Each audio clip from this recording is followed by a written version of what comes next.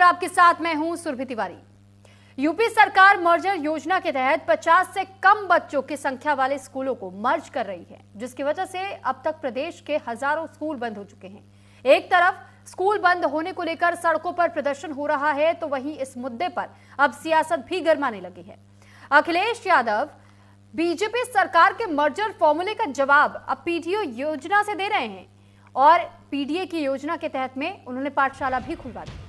अखिलेश यादव प्रदेश में पीडीए पाठशाला का कॉन्सेप्ट लेकर के आए हैं। अखिलेश यादव ने बीजेपी को चेतावनी देते हुए कहा है कि भाजपा कान खोल के सुन ले और आंख खोलकर देख भी ले।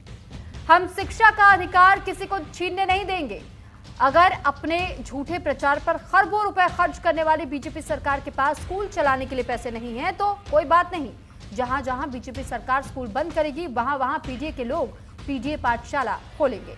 उन्होंने तंज भरे लहजे में बीजेपी से सवाल पूछा कि क्या पीडीए पाठशाला पर भी शिक्षा विरोधी बीजेपी सरकार बुलडोजर चलवाएगी या शिक्षकों पर एफआईआर दर्ज करवाएगी। बता दें कि यूपी सरकार ने उन बेसिक स्कूलों को मर्ज करने का फैसला लिया जहां 50 से कम बच्चे हैं और सरकार का यह कहना है कि स्कूलों में बच्चों की कमी होने की वजह से यह कदम उठाया जा रहा है। सरकार ये चाहती है कि हर बच्चे को शिक्षा का अधिकार मिले और उनका ये कहना है कि जहां पर बच्चे कम हैं, जिनकी संख्या कम है बच्चों की, यानी अगर 50 से कम होते हैं तो फिर उन स्कूलों को मर्ज किया जाएगा आसपास के स्कूलों के साथ में। 50 से कम बच्चे वाले स्कूलों को पास के बड़े स्कूलों के साथ मर्ज कर दिया जाएगा और उसके बाद उन्हें शिक्षा का अवसर दिया जाएगा। इसके पीछे सरकार का यह तर्क है कि इससे संसाधनों को और बेहतर तरीके से इस्तेमाल किया जा सकेगा, साथ ही साथ शिक्षा की गुणवत्ता में भी सुधार देखने को मिलेगा।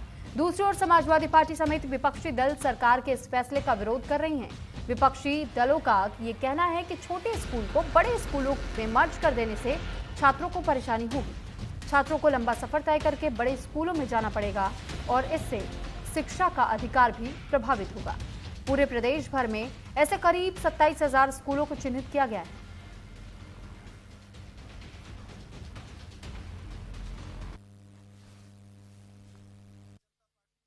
की सरकार स्कूलों का मर्जर कर रही प्राथमिक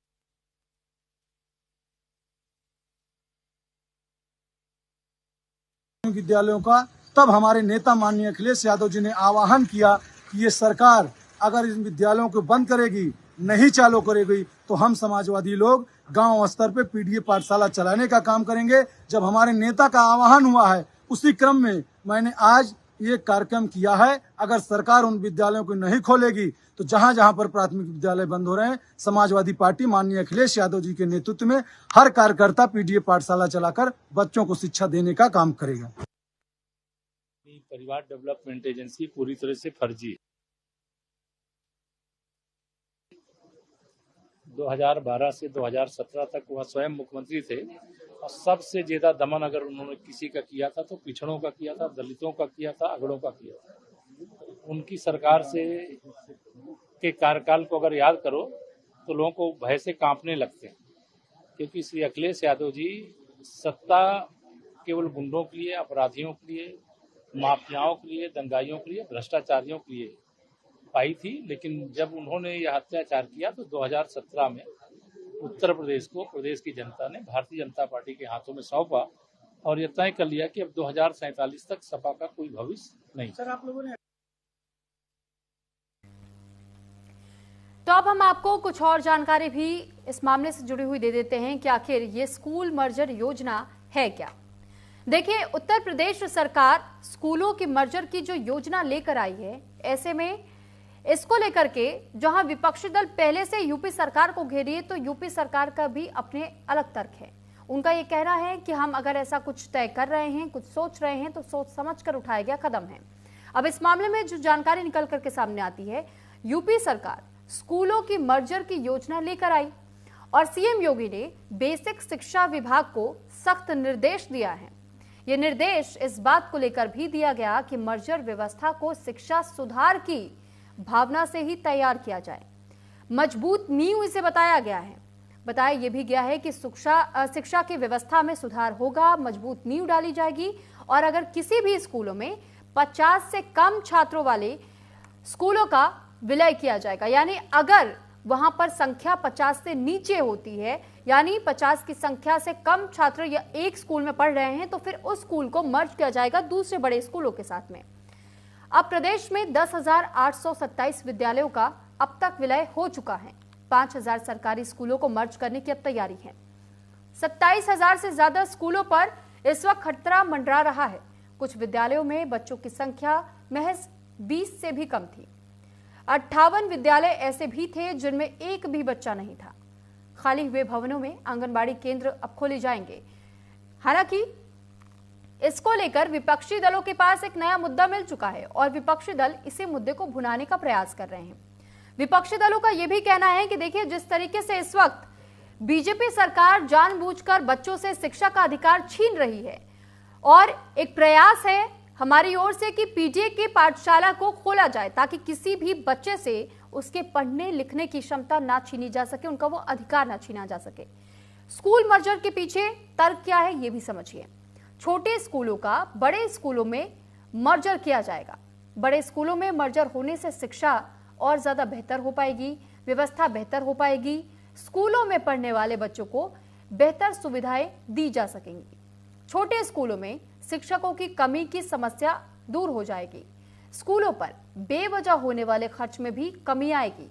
स्कूलों के भवनों पर आंगनबाड़ी केंद्र बनाए जाएंगे, यानी जहां से अब इन स्कूलों को शिफ्ट किया जाएगा, अगर संख्या बच्चों की, पढ़ने वाले बच्चों की 50 से नीचे होती है तो उन्हें दूसरे स्कूलों के साथ विलय कर दिया जाएगा, मर्ज कर दिया जाएगा और यहां पर आंगनबाड़ी केंद्र खुलेंगे। लेकिन इसके पीछे तर्क ये भी है सरकार का कि सबसे पहले जो अब तक इतने अलग अलग जगहों पर सरकारी स्कूल है, उनमें खर्च जो अलग अलग जगहों पर जाता था अब वो 1 से 2 जगहों पर जाएगा, यानी कि खर्च पहले के मुकाबले कम होगा, लेकिन बेहतर सुविधा हम बच्चों को दे पाएंगे। स्कूल मर्जर से समस्या क्या है? तो स्कूल बंद होने से बच्चों की पढ़ाई छोड़ने का खतरा मंडराने लगा है। बच्चों को पढ़ाई के लिए घर से अब दूर जाना होगा। विलय होने से स्कूलों पर छात्रों का दबाव बढ़ेगा। कई जगहों पर स्कूल 4 से 5 किलोमीटर और दूर हो जाएंगे। बच्चों को स्कूल भेजने के लिए ट्रांसपोर्ट का भी खर्च बढ़ जाएगा। सरकारी स्कूलों के प्रति बच्चों का रुझान कम होगा। स्कूल बंद होने से निजी स्कूलों की मनमानियां भी बढ़ेंगी।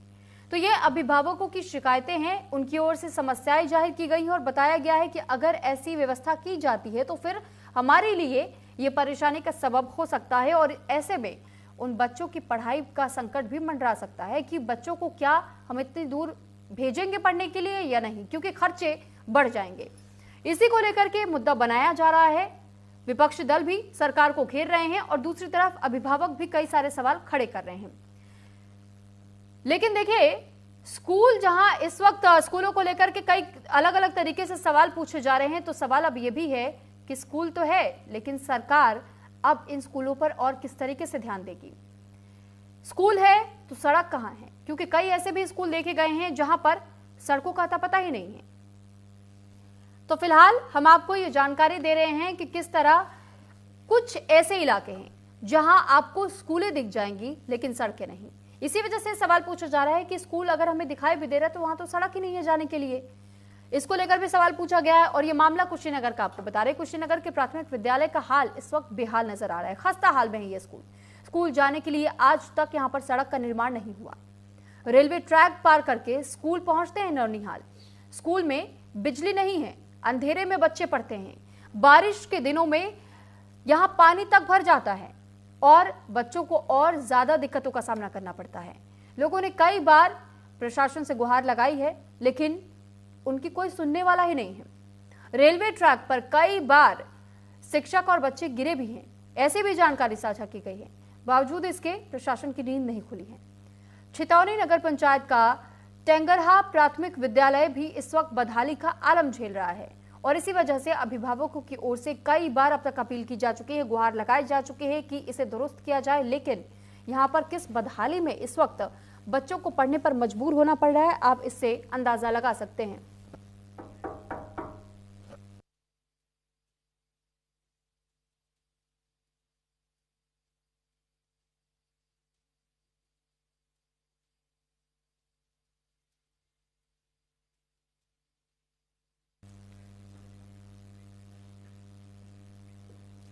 तो देखिए, सरकारी योजनाएं